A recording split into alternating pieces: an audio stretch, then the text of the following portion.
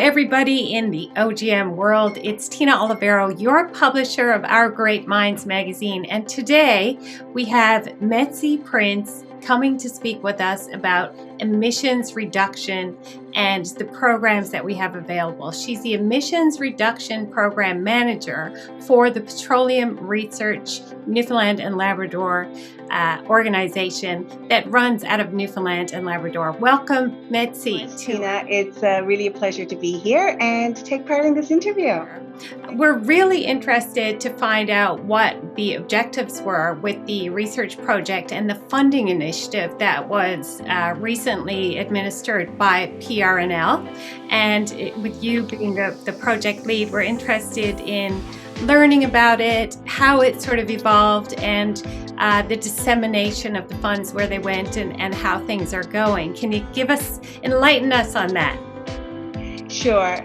Tina, Petroleum Research Newfoundland and Labrador, first of all, we're very happy to be managing this fund on behalf of Natural Resources Canada. And this funding is directed to research, development, and demonstration projects. And the objective of the program is to reduce greenhouse gas emissions in the Newfoundland and Labrador offshore environment by driving innovation in emissions management technology. In late 2020, we announced a call for proposals, and proposals were due at the end of January. They were evaluated in February, and March and April. We awarded 16 projects, which they're listed on our website at petroleumresearch.ca. Can you tell us a bit about those companies and what kind of gains do you see happening? What are they working on? What's the innovation that's coming forward? Sure. Well, we awarded 7 projects were awarded to small and medium enterprise companies. 5 projects were awarded to the local oil and gas operators here, Tina, in Newfoundland. 2 were awarded to academia, 1 to Memorial University of Newfoundland and Labrador, and 1 to St. FX in Antigonish, Nova Scotia. We had 1 Tier 1 service provider and 1 vessel owner. We also have 1 demonstration project with Atlantic Towing. At the end of this project, new technology will be used in a novel way to reduce emissions on one of their supply vessels.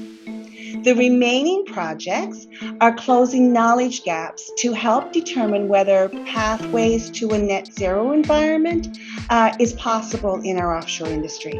So electrification from land or electrification from a wind power offshore are 2 examples of these types of projects. They will tell us whether this is feasible for our environment, for example. Mm-hmm. Our projects also present a diverse portfolio in many of the operational areas, for example, drilling, production, full field, and as I said, vessel transportation. And the portfolio also addresses the main sources of emissions from our offshore industry, from the flare, fugitive emissions, power generation, and again, transportation. Got it. So in terms of, for our listeners who are in the supply base, for example, that may be interested in business opportunities in this, what do you think is available? What would you recommend for people who may be looking at working with some of these companies who are funded, who are also passionate about emission control? Where can we sort of guide them? A lot of these service providers have subcontracts. I'm sure many of them have been let, but I don't know exactly if all of them have. They could be an end user of the technology, or possibly want to partner for potential future demonstrations of technology. Right.